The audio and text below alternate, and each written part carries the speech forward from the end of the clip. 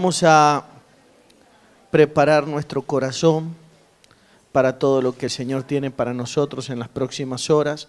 Estamos aquí en una reunión muy importante, ¿sí? Estamos preparando de alguna manera nuestro corazón. Mañana tenemos una cita con algo muy importante, sagrado y sublime. Tenemos mañana Santa Cena.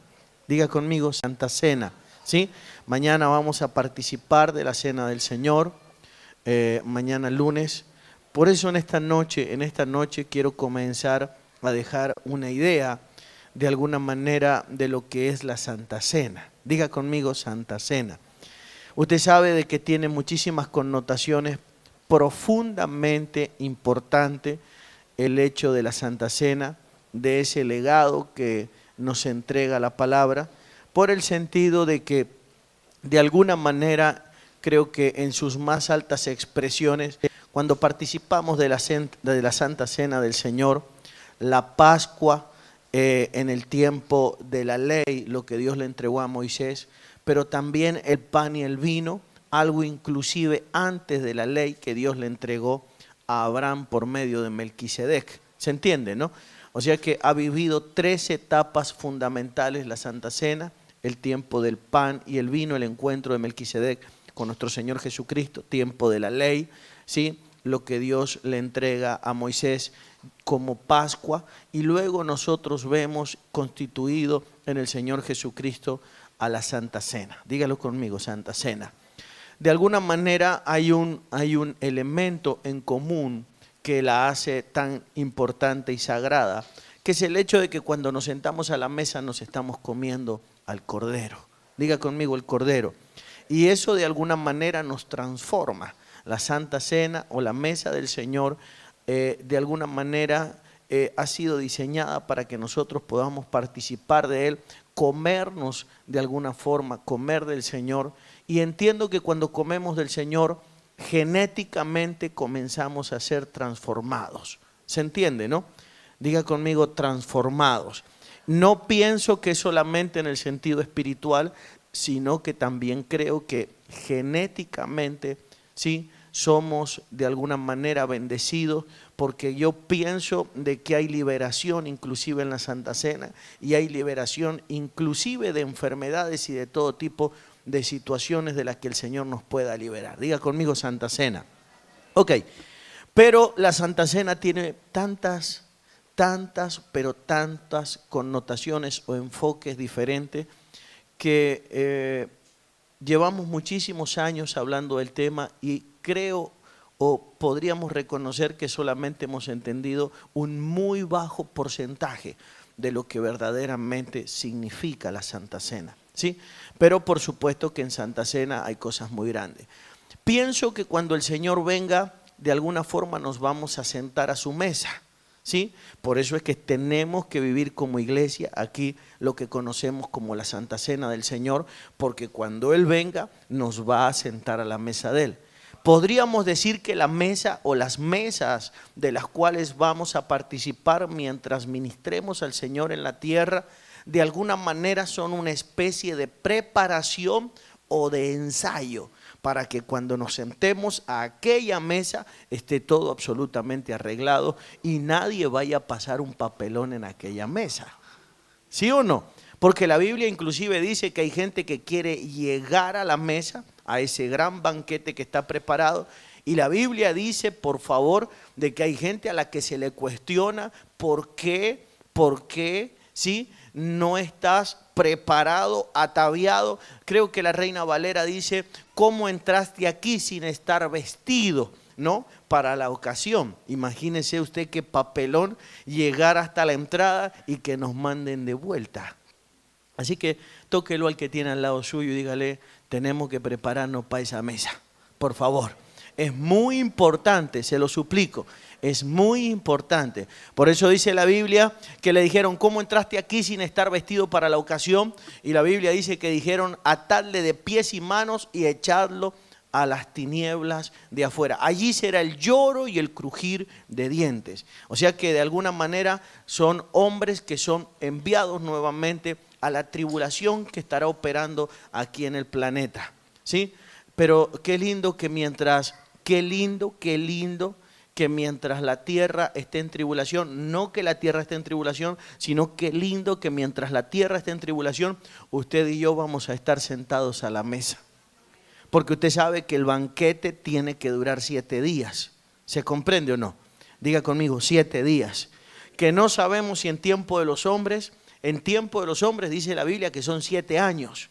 Pero la Biblia también habla de que un día para el Señor es como un año, ¿o no? Por eso es muy importante que entendamos qué es Santa Cena. Diga conmigo Santa Cena. Ok, entonces en Santa Cena hay tantas cosas. En Santa Cena usted sabe de que se pueden despertar cosas que están en nuestro espíritu de alguna manera de forma milenaria o billonaria en años, ¿sí? Están ahí dormidas. Por eso dice el Señor Jesús, cuando nos habló de sentarnos y nos invitó a su mesa, Él dijo, cada vez que hagan esto, ¿hagan qué? Memoria. Diga conmigo, memoria. Y creemos de alguna manera, creemos que cuando nos sentamos a la mesa se activa nuestra tercer memoria de una manera muy importante, que es la memoria del Espíritu. ¿Se entiende, no? Que es la única que de alguna forma puede apaciguar o puede reprogramar la otra memoria, la del alma, o sea, la emocional. Veo que tanta gente con traumas, dificultades, malos recuerdos. ¿Cuántos hemos tenido o tenemos cosas que queremos olvidar? A ver. ¿No tiene usted nada que olvidar? ¿O solo yo soy? ¿Solo a mí me tuvieron que reprogramar nuevamente? ¿A usted también? Bien. Mírelo al que tiene al lado suyo, por favor, y dígale, tengo muchas cosas que olvidar. Por favor, ¿sí? Pero por supuesto, si la tiene a su esposa ahí cerca, aclárele en qué sentido. No vaya a pensar ella que usted está tratando de olvidarla. No, por favor. Quiero entonces explicar algo que me parece que es muy importante. Entendemos que Santa Cena se produce una operación sobrenatural en medio de ella. No solamente que puede despertar ese potencial que está dentro de nosotros, sino que también en Santa Cena se manejan de alguna manera los mayores niveles de guerra espiritual. Diga conmigo, de guerra, en medio de la Santa Cena. ¿Por qué decimos eso? Sencillamente porque la Biblia muestra de que el Señor Jesús, de alguna forma, se encontró cara a cara, según las descripciones de la Biblia, se encontró de frente en 2 oportunidades con Satanás el diablo. Número 1, cuando comenzó su ministerio en el Jordán y fue al desierto. Y número 2, dice la Biblia, cuando estaban sentados a la mesa. Diga conmigo, a la mesa. A tal punto que la Biblia dice que, usted recordará, la Biblia dice que Judas Iscariote comió del pan y dice que en el momento que comió del pan, ¿quién le entró? La Biblia no dice que le entró un género demoníaco, ni la Biblia dice que le entró un espíritu inmundo. La Biblia dice que el propio Satanás le entró. ¿Se entiende, no? O sea que de alguna forma entendemos de que hay diferentes dimensiones o niveles de rango. Y el propio Satanás estaba presente mientras ellos celebraban, diga conmigo, Santa Cena. Eso quiere decir que en Santa Cena se van a establecer muchas cosas grandes, porque si al propio diablo le interesa estar presente es porque cosas grandes se establecen en la mesa. Diga conmigo, en la mesa. Imagínese usted que después de que hubieron comido, dice la Biblia que comenzó una discusión en medio de ellos, donde muchos comenzaron a preguntarse que después de que el Señor no estuviera, ¿quién sería de ellos quién? El mayor. Quiere decir que en la mesa se reparten los niveles de autoridad. Diga conmigo, autoridad. En la mesa entendemos autoridad por los niveles de revelación que manejemos. Y en la mesa es donde se reparte eso. Porque la Biblia dice que cuando se partía el pan, a los hombres le eran aclarado ¿qué? Los ojos. Y eso trae conocimiento. Y el conocimiento genera poder. Diga conmigo, poder. Los mayores niveles de revelación se dan en la mesa. O sea que si de alguna manera vamos a pelear, ¿está listo para que peleemos el conflicto? La Santa Cena va a ser fundamental para que entendamos esos procedimientos. Quiero que me acompañe, para que le voy a pedir ahí a Camila que me lleve a cualquier texto, inclusive puede llevarme al Antiguo Testamento, al acontecimiento en el libro de Génesis donde Melquisedec le sale al encuentro a Abraham con pan y vino. Esa es la primera vez que registre la Biblia que de alguna manera Dios le sirve a un hombre pan y vino. Dígalo conmigo, pan y vino. La palabra pan, como usted sabe, la palabra pan en la mayor parte de los casos, no en todos, porque pan se dice de varias maneras diferentes, pero en la mayor parte de los casos, la palabra pan en el original hebreo se dice, como usted sabe, la palabra lejem. Dígalo conmigo, lejem. Esa es la palabra pan para mencionar en el original esa palabra.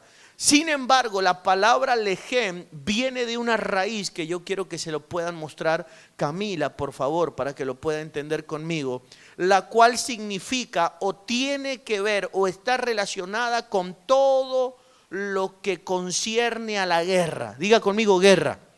A ver si lo podemos analizar. La palabra lejem, esa es la palabra pan en el original, es la palabra hebrea 3899 y viene de la palabra 3898, ¿sí? Esa es la palabra, diga conmigo, la raíz de la palabra pan. Y esa palabra, por favor, la palabra 3898, a ver si la podemos ver, es la palabra lakham, de ahí viene la palabra pan, diga conmigo pan. Y esa palabra significa, por favor, mire lo que significa la raíz de la palabra pan. Significa atacar, combatir, comer, contender, dar batalla, pelear, sitiar, guerra o guerrear. Quiere decir de alguna manera que cuando participamos de la mesa, usted y yo nos comemos ¿qué? El pan. Diga conmigo el pan. O sea que de alguna manera cuando usted se sienta a la mesa y participa del pan, el Padre te está preparando para ir ¿a dónde?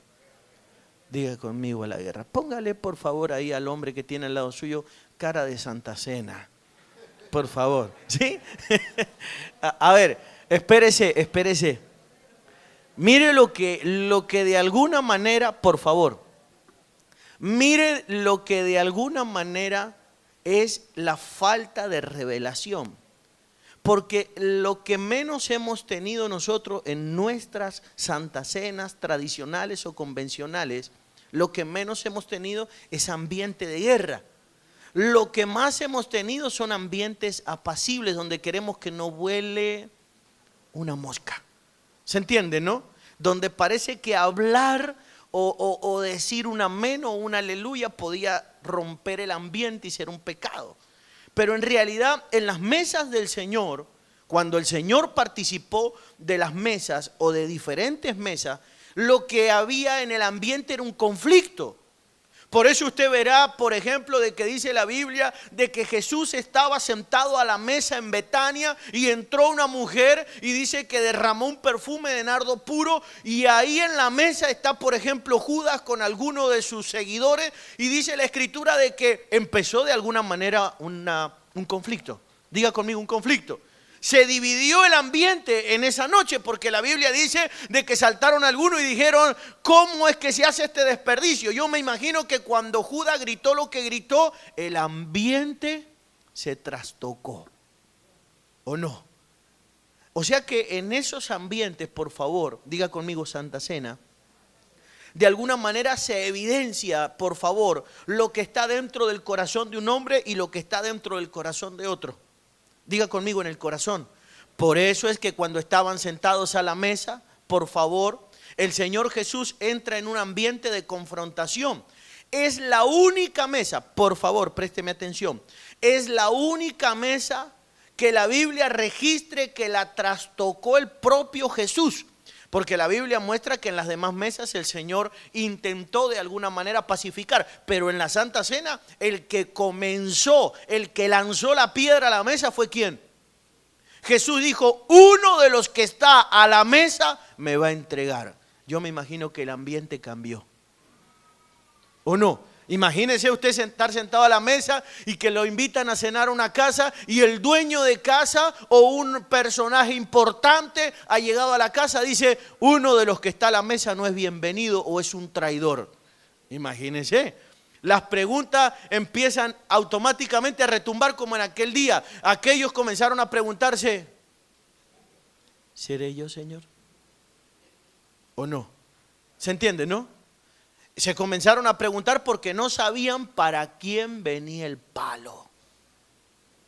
Pero entonces en una Santa Cena se sueltan palo, ¿o no? Tóquelo, por favor, al hermano que tiene cerca suyo y dígale, Santa Cena es guerra. Por favor. Está conmigo. Lo importante que a usted y a mí nos pillen confesados. Entonces, cuando usted está confesado, usted no tiene problema de que los palos lluevan. ¿Se entiende, no? Porque que vengan los palos, usted va a estar en paz. El problema es cuando usted y yo nos sentamos a la mesa y no estamos en paz. Entonces, el rey suelta un palo, el padre de la mesa suelta de alguna manera un palo y uno dice, el que tiene que haberse sentido, pero el que se tiene... Yo me imagino, hermano, de que el que se acomodó en la silla y se puso el cinturón de seguridad fue Judas esa noche, ¿o no? Porque Jesús saltó una cosa en la mesa muy complicada, una de las mesas más complicadas que la Biblia registre. Uno de los que está, imagínese que la Biblia dice que el diablo está ahí.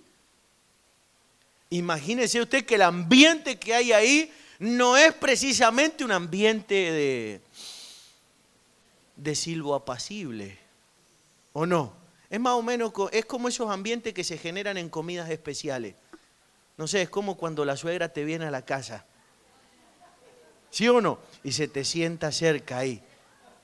O cuando, o no, ¿cuántas mujeres han recibido a la suegra en la casa?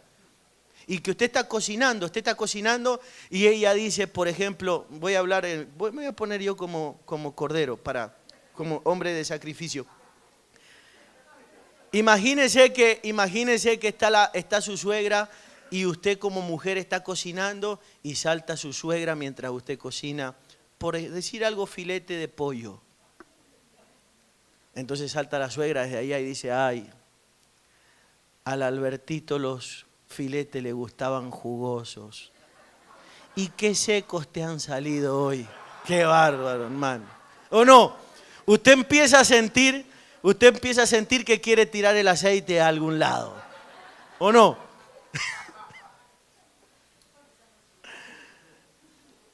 Dios nos ayude. Tóquelo por favor a su hermano, dígale, nos vamos a sentar a la mesa esta noche.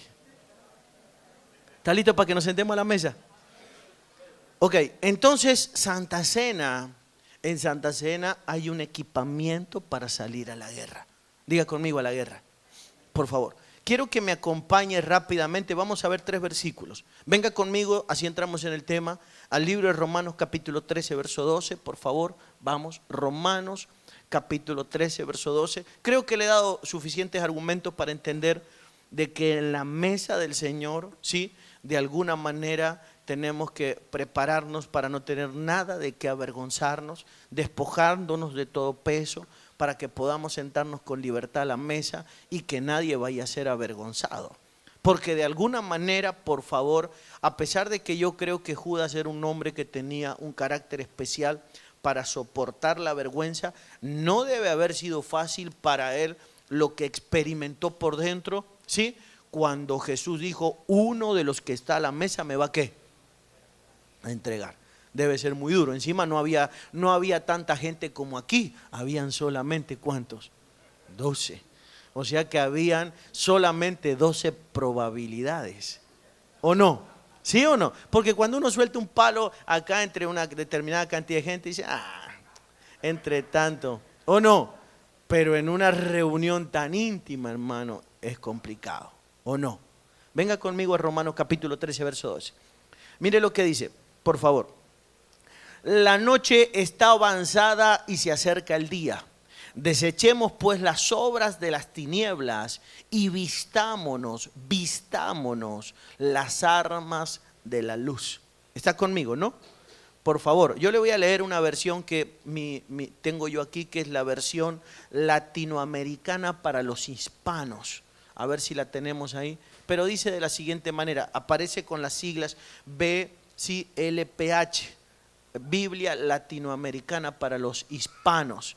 pero voy a leerlo, voy a ver si, yo me imagino que es parecida a la Biblia para los hispanos directamente. Mire lo que dice, Romanos 13:12. La noche está avanzada y el día a punto de llegar. Así que renunciemos a las obras de las tinieblas y equipémonos. Diga conmigo, equipémonos con las armas de la luz. Diga conmigo, las armas de la luz. O sea que hay una serie, por favor, hay un equipamiento que usted y yo tenemos que recibir. Lo que pasa es que ahora estamos entendiendo que uno de los equipamientos que tenemos que recibir, lo deberíamos recibir ¿cuándo? ¿Cuándo? Diga conmigo, en la mesa. Cuando nos sentamos a la Santa Cena del Señor. ¿Está entendiendo cómo lo equipó? Cómo lo equipó el Padre a través de Melquisedec, cómo lo equipó a Abraham cuando venía de pelear con Quedarlaomer, ¿sí? Después de que viene de la guerra. ¿Qué es lo que trae Abraham en ese día? Un botín. Y le sale al encuentro, escuche, Melquisedec con pan y vino. Hace tiempo yo predicaba del tema y decíamos aquel día, ¿por qué Melquisedec le salió a Quedarlaomer cuando viene Abraham de la victoria con sus 318 hombres nacidos en su casa? ¿Y por qué Melquisedec no le salió antes cuando Abraham tenía que ir a la guerra? En realidad le salió en el momento preciso cuando Abraham tenía que tomar una decisión sobre ¿qué? Sobre el botín. Dígalo conmigo, el botín. ¿Se entiende? Porque paralelamente le saldría el rey de Sodoma a querer hacer un trato con él. Dame la gente y quédate con ¿qué? Con el botín. O sea que él lo que él tiene que decidir, Abraham, lo que él tiene que decidir es qué es lo que va a hacer con qué. Y con para eso necesita comer el pan del cielo. Para poder vencer, ¿se desarrolla una guerra dentro de nosotros a la hora de tener que darle a Dios o no? ¿Nunca tuvo una guerra interna en ese momento? ¿O una especie de pelea de gatos adentro del bolsillo? Donde usted quiere leer braille porque con los dedos quiere de alguna manera clasificar el más pequeño.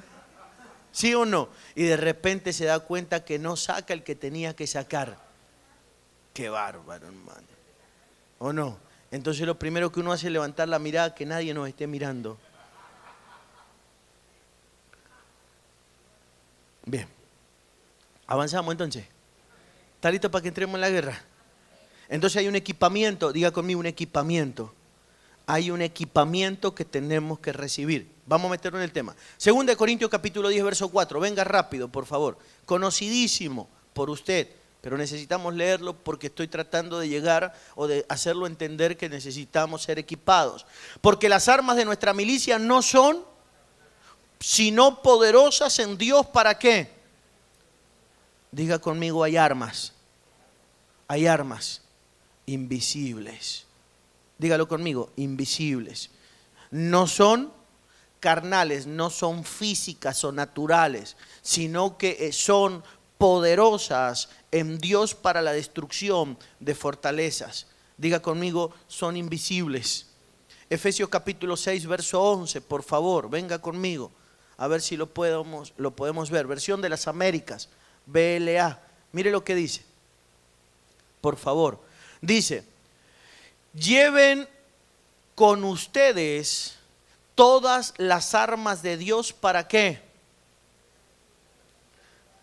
¿Cuántas son las armas? Varias. ¿Cuántas son las armas? Diga conmigo, varias. El problema, por favor, es que nosotros conocemos pocas armas. En realidad la gente, las armas que conoce de alguna manera son las armas que describe Efesios capítulo 6, por favor, solamente con respecto a la armadura del cristiano. Entonces la gente te va a hablar pura, única y exclusivamente ¿de qué? De la espada. Y el resto de las armas no son de alguna manera ofensivas, sino que son sencillamente ¿qué? Defensivas. Está hablando de la forma de defendernos, Efesios capítulo 6. Pero en el 11 nos aclara y dice que tenemos que llevar todas las armas porque armas no son pocas. Diga conmigo, hay varias. Por eso en esta noche vamos a entender de alguna manera de que tenemos que estar armados hasta los dientes. A ver, por favor, tóquelo a su hermano y dígale, poneme cara de guerrero en esta Santa Cena, por favor. O de guerrera, no sé, depende de lo que usted tenga a su lado. ¿Sí? Ahora, venga, vamos a meternos en el mensaje, por favor. Hay mucho de qué explicar, pero déjenme, por favor, ¿sí? Para que podamos entender algo. Venga conmigo, ¿sí? Al libro de los Salmos, al capítulo 23, verso 5. Vamos a entrar entonces en el mensaje. Yo creo que usted me empezó a entender, ¿o no? Salmo 23, verso 5. Mire lo que dice, por favor, en esa versión. Dice, aderezas mesa. ¿Lo tiene, no? Delante de mis amigos. ¿Dice así? ¿Sí? ¿En presencia de quién? Ponga la versión de las Américas, por favor, para que veamos algunos conceptos con respecto a eso. Tú preparas mesa delante de mí, en presencia de mis enemigos. O sea que de alguna manera, por favor, mire lo que está diciendo el salmista. De alguna manera, cuando el salmista se siente rodeado, diga conmigo rodeado, entiende que la mejor forma de hacer campaña para poder ir a la guerra es sentándose ¿a dónde? A la mesa. Diga conmigo, la mesa. O sea que de alguna forma es importante entonces la mesa para poder salir al conflicto. ¿Está listo para que lo entendamos? La palabra, por favor, la palabra preparar, que usted ve ahí. Denos esa palabra, por favor. Tú preparas. A ver cómo dice esa palabra en el original. La palabra preparar o aderezas, creo que es en esa versión, la 1960, ¿sí? Es la palabra arak. Por favor, denos esa palabra para que lo pueda ver. Esa palabra arak, ¿sí? Es la misma palabra que se usa, por favor, ¿sí? Para decir acomodar, alinear, avaluar, combatir, componer, diestro, dirigir, disponer, dividir. ¿Se entiende, no? ¿Está conmigo? Preparar, valorar, ordenar. ¿Me sigue? O sea que de alguna manera cuando nos sentamos a la mesa, es que lo que estamos haciendo es que estamos alineando los ejércitos. Diga conmigo, preparándonos. Dígalo conmigo, preparándonos. Teniendo en cuenta que el pan, por favor, teniendo que la palabra, la raíz de la palabra pan en el original tiene una connotación netamente bélica. ¿Se entiende? La palabra arak. Entonces lo que está diciendo el salmista es que cuando de alguna manera, por favor, preparaba el Señor mesa delante de sus enemigos, no era mesa para pedirles perdón, sino para prepararse para confrontarlos. ¿Está listo para que nos sentemos a la mesa? Es como una mesa estratégica, donde de alguna forma vamos a, diga conmigo, evaluar, combatir. ¿Está conmigo? La palabra acomodar, alinear. Por eso dice la Biblia cosas como, por ejemplo, dice de que se la ve a la amada, ¿sí? Dice que se la ve a la amada levantándose, dice como dispuesta, ordenada o como en orden. La Reina Valera usa esa expresión, en orden de batalla. Diga conmigo, en orden. ¿Está listo para que nos ordenemos? Todo ese orden surge ¿de dónde? De la mesa. Porque si no nos ordenamos hay cosas que no las podemos enfrentar.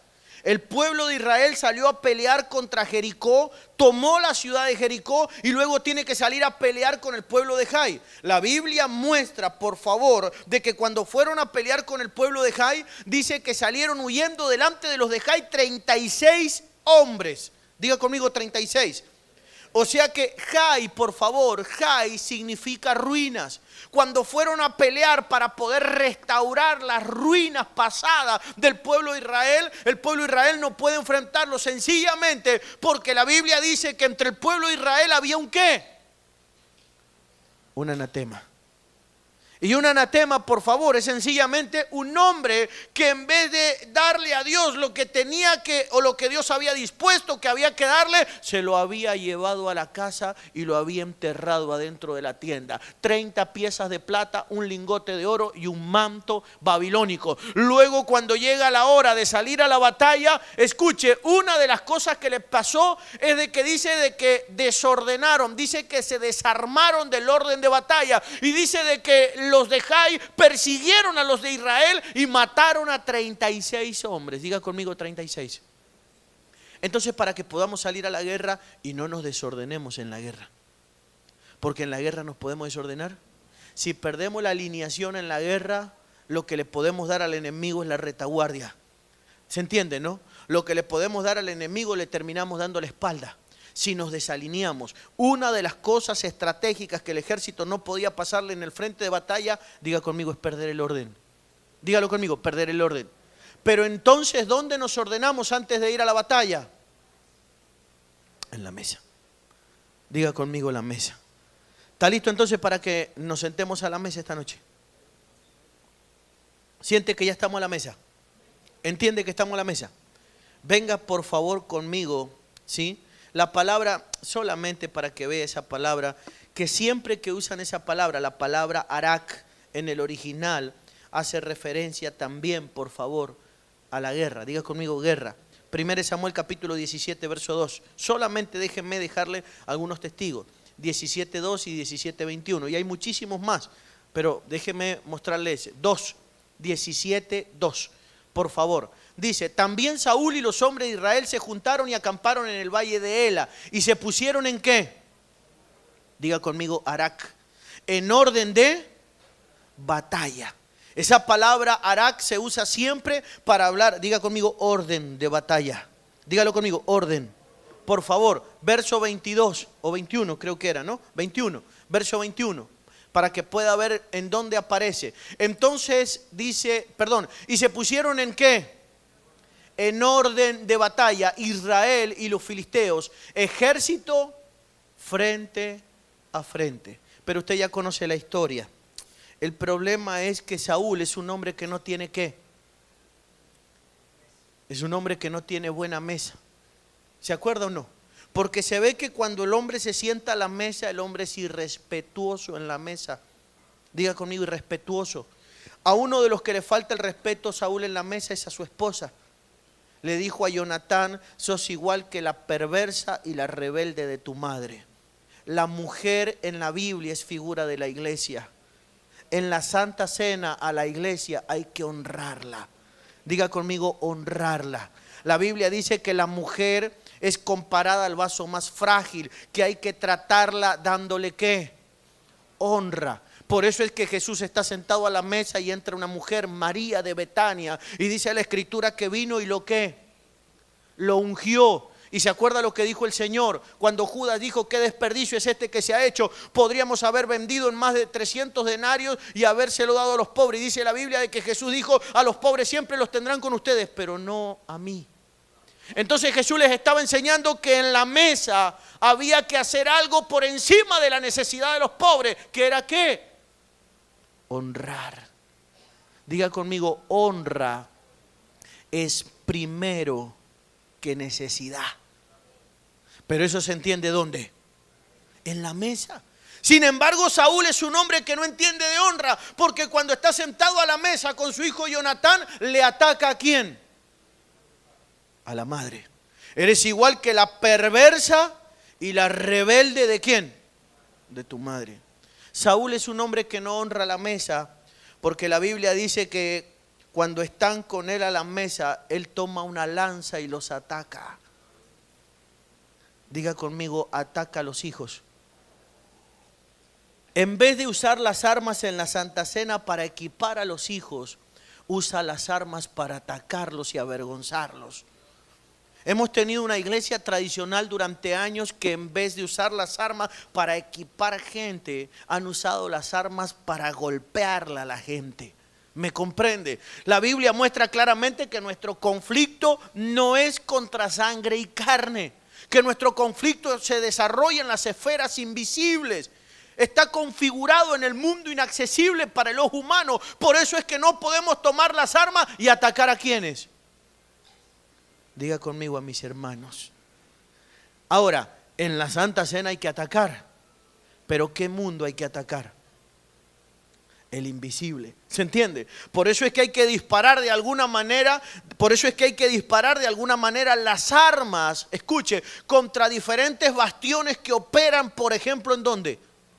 Imagínese que Jesús está sentado a la mesa y le dice, en otras palabras, que la honra es primero que la necesidad.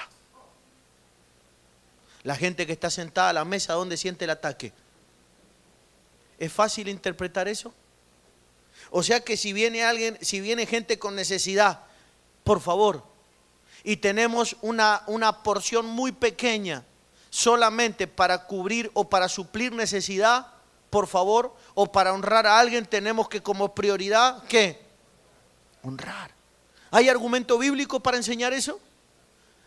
El profeta llega a un lugar y le dice a una mujer, escuche, por favor, las dos situaciones más desprovistas de cobertura que podría mencionar la Biblia. Las dos situaciones más complejas que podría mencionar la Biblia. Una viuda y un huérfano. Dígalo conmigo, viuda y huérfano. Mire el ejemplo que nos da. Y dice la Biblia que el profeta le dice, dame un vaso de agua. Y cuando la mujer va a buscar el agua le dice, y tráeme también un bocado de pan. Y ella le dice, no tengo pan, solamente un poco de harina y de aceite en la tinaja. Lo preparaba para cocerlo debajo de la ceniza y dejarnos ¿qué? Entonces el profeta le dice, ve, no tengas temor. Ve, no tengas temor, pero hazme. Ve, no tengas temor, haz como has dicho, pero hazme a mí primero. ¿Y se lo comió el pan? Si usted hace eso hoy, si usted le come a una viuda, ¿o no? Si usted hace eso hoy, lo lapidan, ¿o no? Lo crucifican a usted en el paseo marítimo. Pero es que es lo que la Biblia muestra. Ahora, ¿por qué la Biblia lo muestra de esa manera? Por favor, sencillamente porque la idea es erradicarla, la pobreza. Diga conmigo, Dios primero que la necesidad. ¿Se entiende, no? Voy a repetirlo, Dios primero, inclusive que la misma necesidad. ¿Pero dónde se sueltan esos principios? ¿Dónde? En la mesa se enseña que a la iglesia, diga conmigo la iglesia, tiene que ser honrada. Por eso en mesas como esta nosotros tenemos que examinarnos. Si la iglesia, diga conmigo la madre, si la iglesia verdaderamente recibe de mi propia persona la honra o no. La Biblia dice claramente que a la mujer hay que tratarla como al vaso. Ahora no está hablando solo de la esposa. A la esposa hay que honrarla o no. ¿Sí o no? Pero también está hablando de quién. De la iglesia. ¿Tiene que ser honrada la iglesia? Por supuesto. ¿Por qué la iglesia tiene que estar en los peores lugares? ¿Por qué la iglesia tiene que estar en las situaciones más incómodas? ¿Por qué todo el mundo puede tener su propiedad y la iglesia no puede tener la propia? ¿Por qué la gente tiene que tener todas las comodidades y la iglesia tiene que vivir sumergida en la incomodidad? Cuando la iglesia debería ser primera. Diga conmigo, primera. ¿Se entiende eso? Apóstol, pero ¿por qué tendría que ser primera? Porque si lo pongo a Dios primero, entonces Dios me pone mis necesidades como primero. Diga conmigo, Dios primero. ¿Está listo para que lo pongamos Dios primero? Esos principios se soltaban en Santa Cena. Vamos, por favor, venga conmigo para que veamos de alguna manera las batallas a las cuales nos vamos a tener que enfrentar en la Santa Cena. Quiero que me acompañe, por favor, ¿sí? Al libro de Isaías, o espérese un momento, vamos un poquito más atrás, venga conmigo al libro, sí, Isaías capítulo 21, verso 5, por favor, ¿sí? Isaías capítulo 21, verso 5, para que podamos entender esto. Yo estoy leyendo la versión latinoamericana para los hispanos, pero yo no sé si esa versión la tienen. Si no la tienen, bájenla cuanto antes, luego, ¿sí? Isaías capítulo 21, verso 5. Mire lo que dice. Ponen la mesa, extienden el mantel, comen, beben, levántense, capitanes, y engrasen los escudos. Está conmigo, ¿no? Entonces, cuando estaban sentados a la mesa, ¿qué hacían con las armas? La Biblia dice que cuando Saúl, escuche, la Biblia dice que cuando a Saúl lo mataron, David gritó algo cuando lo mataron a Saúl. ¿Se acuerda lo que gritó? Venga conmigo, yo se lo voy a mostrar. Creo yo que eso estaba, ¿sí? Si no me equivoco, déjenme que se lo lea, por favor. Dice Segunda de Samuel 1:21. Venga conmigo, por favor. Diga conmigo, Saúl. Voy a contarle algo que es importante. Los que nos dan autoridad a nosotros en la mesa son los hijos. Diga conmigo, hijos. Por eso dice la Escritura, tus hijos serán como plantas de olivo alrededor de tu mesa. De el olivo sale el aceite. O sea que por causa de los hijos Dios nos da el suministro, la unción y la revelación. Si no tengo hijos, ¿para qué la quiero? ¿Se entiende, no? Ahora, dice la Biblia que cuando estaban a la mesa, la versión que acabamos de hablar, dice que engrasen sus escudos. Pero en realidad lo que se hacía con los escudos no era engrasarlos, sino aceitarlos. Venga y léalo conmigo. 1:21 dije, ¿no? 21 de Segunda de Samuel 1:21. Lo mataron a Saúl. Y cuando lo mataron a Saúl, David comienza a gritar lo siguiente. Por favor, le voy a leer el verso 20. Mire, está en guerra. Dice, no lo anuncien en Gat, dice David. No lo proclamen en las calles de Ascalón. No quiere que se alegren de que lo mataron. Y mire lo que dice, para que no se regocijen las hijas de los filisteos, para que no se alegren las hijas de los incircuncisos. ¿Está conmigo? Y dice en el verso 21, oh montes de Gilboa, no haya sobre ustedes rocío, ni lluvia, ni campos de ofrenda. Es muy profundo la maldición que está soltando David. Pero mire lo que dice ahora, por favor, porque allí fue deshonrado el escudo de los valientes. El escudo de Saúl, no ungido con aceite.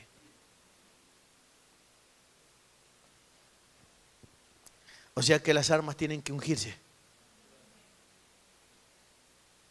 ¿Y dónde se ungen? En la mesa. Por eso dice la Escritura, por favor. Por eso dice la Biblia, creo que lo dice en el Salmo 121 o 127. Dice, como saetas en la aljaba del valiente. 127, venga conmigo, por favor. Vamos a leerlo. 127, vamos un poquito más, aunque yo lo leería todo. Mire lo que dice, déjemelo leerlo todo. Deme por favor el 1 entero. Dice, por favor, si Jehová no edificare la casa, en vano trabajan los pastores o los que la tienen que edificar. ¿Se entiende, no? Si Jehová no guarda la ciudad, en vano los ministerios intentan guardarla. Por favor, en vano vela la guardia. ¿Me entiende lo que quiero decir, no? Por favor, verso 2. Por demás es que os levantéis de madrugada y vayáis tarde a reposar y que comáis pan de ¿qué? Pues que a su amado dará Dios él. Verso 3. He aquí herencia de Jehová. Escuche, está hablando de, diga conmigo, guerra. y protección. Y salta hablando en el verso 3 y dice, he aquí herencia de Jehová son los, cosa de estima es el fruto del vientre. Verso 4, como saetas en mano del valiente, así son los hijos habidos en la juventud. Verso 5, bienaventurado el hombre que llenó su aljaba de ellos, no será avergonzado cuando hablare con los enemigos. ¿En dónde? ¿Lo avergonzaron a Saúl? ¿Lo avergonzaron o no? Claro. Pero Saúl no tiene hijos.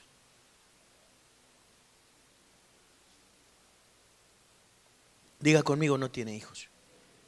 Entonces dice, por favor, bienaventurado el hombre que llenó su aljaba de ellos, no será avergonzado cuando hablare con los enemigos. ¿Dónde? En la puerta. Cuando a Jesús vinieron a buscarlo a las puertas de Jerusalén, la Biblia dice que Pedro sacó una espada y le cortó la oreja a uno. Usted sabe de que Jesús reparó la oreja, pero el hombre sacó cuando había que sacar. ¿Se entiende, no? Es muy triste, por favor, hubiera sido muy triste de que lo hubieran venido a buscar al Señor y nadie se hubiera atrevido a intentar dar su vida por él. ¿Se entiende eso, no? Quiero que comprenda que en esta labor es muy importante entender la operación entonces de la Santa Cena. Diga conmigo, somos equipados. ¿Está listo para que seamos equipados entonces? Usted está muy serio, tóquelo ahí al vecino y dígale, cabezón, poneme cara de guerrero, por favor. Por favor. Venga conmigo. Acompáñeme rápidamente. Jueces capítulo 7, verso 13. ¿Sí? Jueces capítulo 7, verso 13 y Éxodo capítulo 12, verso 13. Termino con esos dos versículos y hacemos una oración. ¿Está listo para que el Señor nos equipe? Entonces hay cosas importantes con las cuales tenemos que pelear. Ahora, en ningún caso estoy hablando sencillamente de pelear con los demonios o con el diablo. Estoy hablando de pelear con bastiones poderosísimos que se levantan ¿dónde? ¿Se entiende, no? Si usted analiza por un momento, Satanás está en la Santa Cena del Señor, pero Satanás no puede intervenir de forma externa, sino que Satanás puede intervenir de forma interna, poniendo en la mente de los hombres ¿qué? Pensamientos negativos. Por eso no me extrañaría que cuando tratamos de establecer principios, usted esté bajo ataque. ¿O no? ¿Nunca ha estado bajo ataque cuando hay un hombre de revelación delante de nuestro? ¿Se entiende, no? Estar delante de Jesús, escuche, estar delante de Jesús es igual luego a estar bajo ataque, porque Jesús está continuamente tratando de establecer ¿qué? Está en la Santa Cena, escuche, y suelta el postre Jesús. ¿Sabía que había postre? Hubo pan, vino y postre.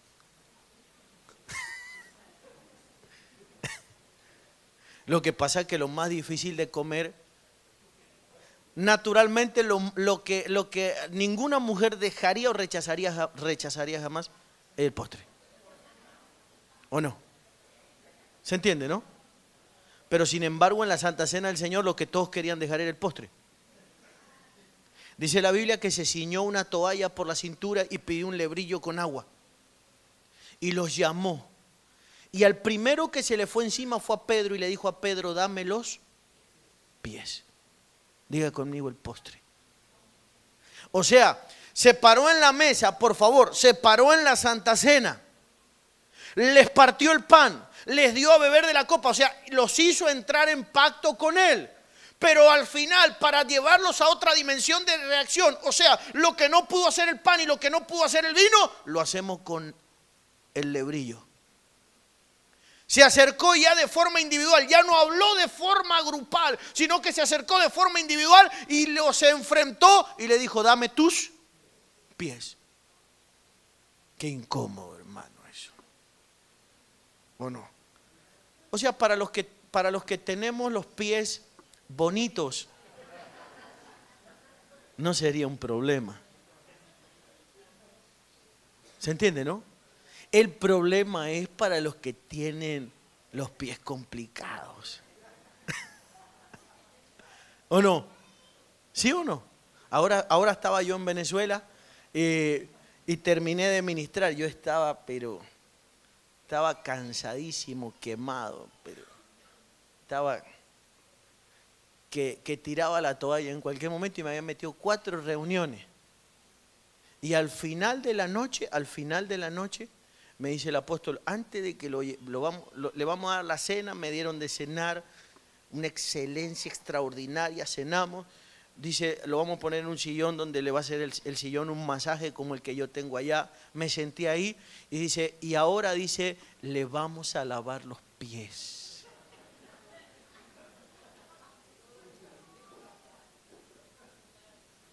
Y yo dije, amén.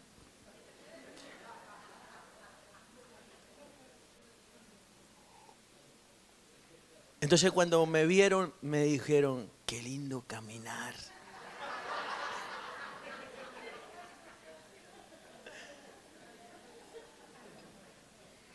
Es que la Biblia dice, hermosos son los pies. Ahora, los que no anuncian, guau, hermano. Y hay que ser valientes para lavar un pie de eso. Yo ya no lo lavaría con la mano, sino que yo lo lavaría con otra cosa. ¿O no? ¿Sí o no? Hermoso, dice, hermosos son los pies de ¿quiénes? Sin embargo, la Biblia dice que hay un rey, que es Asa, que enfermó gravemente de los pies. Y en su enfermedad no buscó a Dios, sino que a los médicos. O sea que algo no le funcionaba, ¿dónde? Pero él no cree que es un problema de carácter espiritual, él cree que es un problema biológico. ¿Y busca a quiénes? En una ciencia. Cuando en realidad el problema es de carácter ¿qué? Espiritual. Hay gente que no gana gente y cree que es circunstancial lo que están viviendo. O sea, les cuesta mucho aceptar todo lo que tiene que ver con cuesta mucho aceptarlo. ¿Se entiende, no? Porque los pies son la intimidad de nuestro caminar. Nosotros tenemos 2 caminar. Un caminar público, social, ¿sí? O de conocimiento de alguna manera de la mayoría, pero también tenemos un caminar ¿qué? Privado. Diga conmigo, privado. Entonces Jesús le dice, está diciéndole, dame tu intimidad. Eso es vergonzoso, ¿no? ¿O no? Es vergonzoso cuando algo no está bien. ¿O no? Ahora, cuando están bonitos, tu caminar, ¿qué pasa? Te saca con confianza. De hecho, usted está esperando el momento para sacar y mostrar. El problema es cuando no ha llegado preparado para la ocasión. ¿O no? Que ¿la media se dice? No, las medias usan las mujeres. Que el calcetín está roto.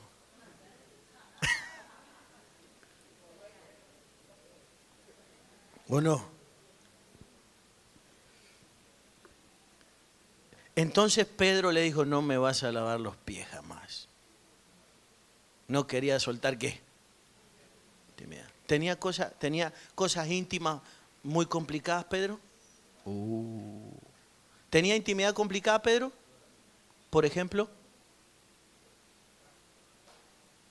Tenía una cosa muy complicada que él no, que da un poco de vergüenza tocarlo ese tema.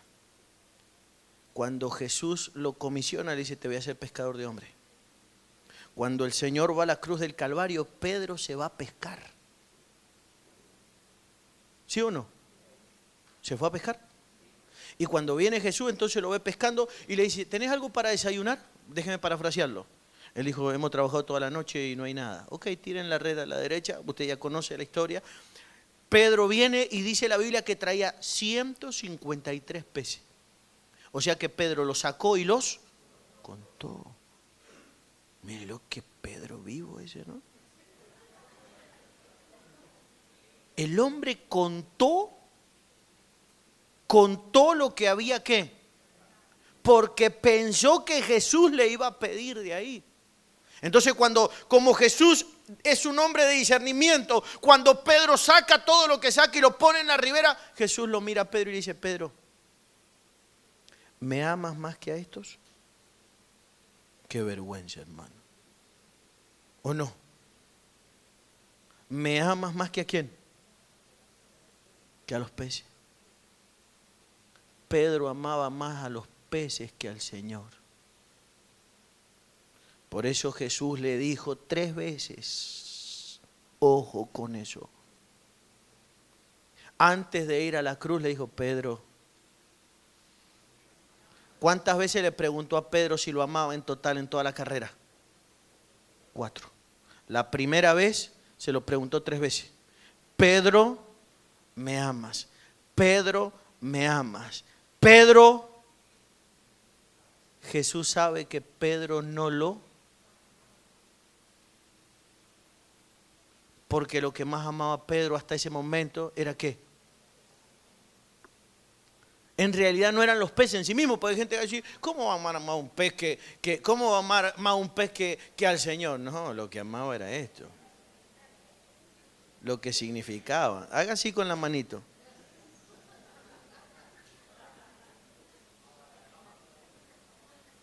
Y eso se nota en la mesa. En la mesa se va a notar a quién usted ama más. ¿Se nota esa cosa o no? Por eso dice la Escritura que la raíz de todos los... O sea que todo lo que le pasó a Pedro, ¿podríamos aplicárselo a Pedro? Que todo lo que Pedro sufrió, todo lo que padeció es por amor al... Porque la Biblia dice que es la raíz de ¿cuántos? De todos. No, pero eso es la raíz de los problemas de otros, no puede ser la raíz de mis problemas. No, pero que la Biblia dice de todos. Y yo no puedo creerle más a usted que a la Biblia. Perdóneme, por favor. Diga conmigo: de todos. Por supuesto que hay que entender de dónde viene la raíz, la conexión con el problema. Pero al fin y al cabo la raíz es de que hay un amor desenfocado. ¿Está listo para que nos enfoquemos esta noche en Santa Cena? ¿Siente usted que el Señor nos tiene a su mesa esta noche? Qué lindo hubiera sido tener Santa Cena en este lugar, esta noche. Pero estamos preparando nuestro corazón para mañana. Usted esta noche va a pelear, ¿o no? A ver. ¿Va a pelear esta noche o no? Pero no mire a nadie, por favor, que no es con ningún ser humano. Hay mujeres que miraron al esposo, no es eso. ¿Está listo para pelear esta noche? Si tiene a su esposa ahí, dígale, para que no vaya a haber un malentendido, dígale: vamos a pelear juntos, dígale. Por favor. Porque es importante que el matrimonio en eso se ponga de acuerdo, ¿o no? ¿Se entiende? Para que él ya no vaya a pelear de una manera o por un lado y él vaya a pelear por otra y luego tengamos un problema en el altar. Como dice la Biblia en el libro de los Hechos, que hay un matrimonio que se llama Ananías y Zafira, que se ve que sufren un ¿qué? Un desacuerdo. Porque él piensa en hacer algo y ella piensa en hacer de otra manera. Y después cuando él llegó a llevar la ofrenda, ¿llegó con ella o llegó solo? ¿Llegó con ella o llegó solo a llevar al altar? Solo, eso quiere decir que tenían un desacuerdo. Llegó él solito. Yo me imagino que Pedro le tiene que haber dicho, no lo registra la Biblia, pero Pedro tiene que haber dicho: este hizo un pacto ayer o la semana pasada. ¿Cuál era el pacto que habían hecho? Era vender la heredad que tenían y traerla al altar. Pero de repente en un acontecimiento tan importante como eso, Pedro lo ve venir solito. ¿Qué es lo que hace falta? ¿Revelación para entender eso? ¿Hace falta un alto nivel de revelación para entender eso? ¿Sí o no? Él le tiene que haber dicho, ¿cómo normalmente le podemos decir a la esposa? Acá, ¿cómo se le puede decir a la esposa? ¿Cómo le dice usted a su esposa? Le pregunto a los que tienen esposa. Ah, ¿no hay nadie que tenga esposa acá o qué? ¿Cómo le dicen? Amor, cariño. No, no abreviado, cari no, cariño. Yo escuchaba a alguien decir cari, pero bueno, cariño, amor. Yo me lo imagino a él, a Ananías, le tiene que haber dicho cari, cariño. Tenemos que ir al culto esta noche. Y ya está lo que dijimos que íbamos a hacer, ya está listo, así que vamos, acompáñame. Anda vos, porque eso lo has arreglado vos con el pastor y eso es un tema tuyo eso. Pero mi amor, dijimos en el altar que lo íbamos a hacer juntos. No, hace vos como vos veás, eso son cosas entre vos y Dios. Y fue solito él. Y cuando fue como va, como no tiene el apoyo de quién, pues la mujer es más detallista, ¿o no? La verdad. Si la mujer hubiera estado alineada con él, la mujer le hubiera dicho, escúchame, nosotros dijimos esto y esto, así que hagámoslo como lo dijimos, con lujo de detalle. Le faltó, por favor, a la ofrenda de ese buen hombre, le faltó ¿qué? El respaldo de su mujer. Por eso es que cuando él llegó al altar y Dios lo mató en el altar, después entró la mujer. ¿Usted se imagina lo que hubiera sido que ella hubiera quedado viva? Qué injusticia, hermano. ¿O no? ¿O no? La verdad. Dígamela. Imagínese usted. Ella hubiera dicho, lo manda solo al pobre hombre, al culto. Y encima queda viva. No, hermano.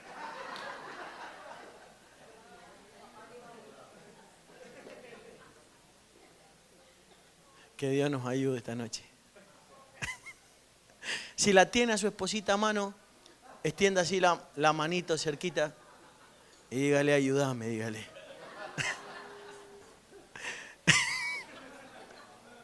Y si no la tiene, los que no la tienen o no lo tienen todavía por la fe. ¿Se entiende, no? O sea que hay que escoger luego con sabiduría y con inteligencia. Diga conmigo, guerra. En la Santa Cena nos ordenamos. ¿Está listo para que nos ordenemos para las próximas etapas? Hay muchas victorias que usted tiene que, de alguna manera, muchos botines, muchas cosas que tiene que recuperar en el futuro, muchos conflictos armados que usted tiene que pelear, pero usted necesita comer pan y vino. Cuando decimos pan y vino estamos hablando de una dieta. Número 1, un nivel de revelación. Número 2, un nivel de pacto. Una vez que recibimos la revelación, una vez que recibimos la información, el conocimiento, que recibimos el rema de parte de Dios, que recibimos de alguna manera la estructura nueva, tenemos que al final tener la capacidad de levantar la copa. Judas Iscariote no abraza la enseñanza, la escucha. Que la escuchemos no quiere decir que la hemos abrazado. Judas escucha, le parten el pan. Pero la Biblia dice que cuando llegó la hora, escuche, cuando llegó la hora de participar de la copa, la Biblia, según San Juan, dice que Judas no estaba. Porque dice que cuando comió el bocado de pan, ¿qué hizo? Salió. Así que cuando paremos ahora, no vaya a irse tan rápido. Por favor. No vaya a ser que no llegue a la casa. No. Usted está guardado por el poder de Dios. Pero no se vaya por la duda.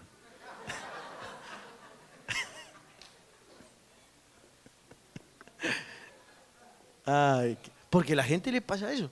Cuando llega ese momento, el remate. ¿Se entiende, no? Cuando llega el momento de levantar, ¿qué? Cuando el Señor le dijo, muchachos, esta copa es mi nuevo pacto en mi sangre. Les estamos diciendo, muchachos, yo les he hablado durante una cantidad de años, ¿sí? Ahora lo que vamos a hacer es un de sangre. El pacto que se hace con Dios es de...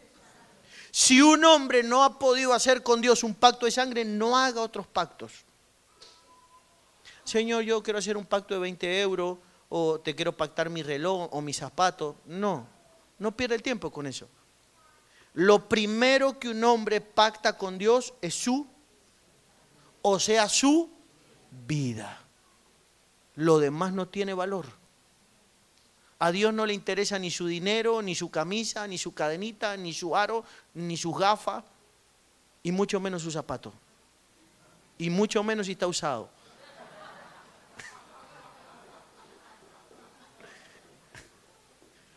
Apóstol, pero si Dios me lo pide, si Dios te lo pide es una cosa. Dios no me lo puede pedir, Dios te puede pedir lo que Él quiera y esté abierto para que Dios le pida lo que sea, pero siempre y cuando primero le haya dado ¿qué? Claro, porque si no, imagínese usted que a Dios no lo vamos a confirmar, o no, es como si a la esposa usted la quiere conformar con un anillito de plata y bañado en rodio. Imagínese. Pero no le entrega ¿qué? ¿El qué? Corazón. ¿Se la puede conformar a ella con eso? No. Y Dios pide más que una esposa. Ojo, ¿Se entiende eso, no? Haga así con la mano. Eso quiere decir que ¿qué? Que pide, hermano. Los que no tienen esposa todavía no saben lo que es eso. ¿O no? Pero va a haber que participar de muchas santas cenas para llegar al matrimonio. Póngase de pie, póngase.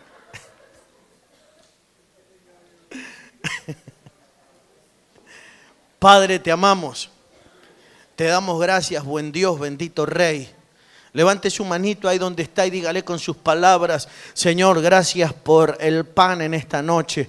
Señor, queremos, Dios mío, simbólicamente, Señor, preparándonos para mañana, nuestro corazón, nuestra vida.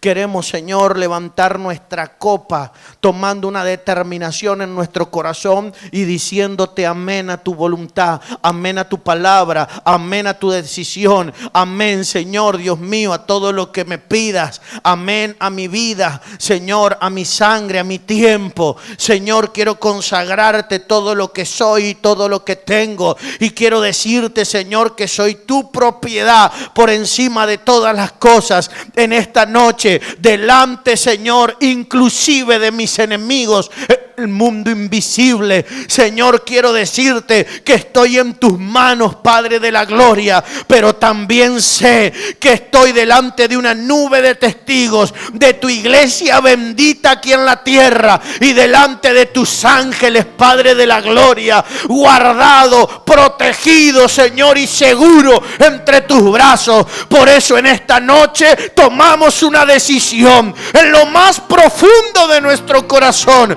Queremos ser equipados en tu mesa. Quiero ser equipado para poder enfrentar lo que tengo que enfrentar, para poder pelear la batalla que tengo que pelear. En el nombre poderoso de Jesús, yo declaro que voy a vencer. Yo declaro de que me voy a levantar. Yo declaro de que mi escudo estará ungido, de que mi espada estará reluciente, de que mi armadura resistirá los embates. Declaro en esta hora, Padre, de que tu pueblo se levanta, Señor, como un poderoso ejército en orden, Señor amado, bien nutrido en la mesa, Padre de la gloria, con pan y con vino, determinado para pelear por un propósito. Te adoramos. Te adoramos. Te adoramos. Yo no sé la batalla que usted tiene que vencer, pero ahí donde usted está, dígale: te entrego todo mi ser en este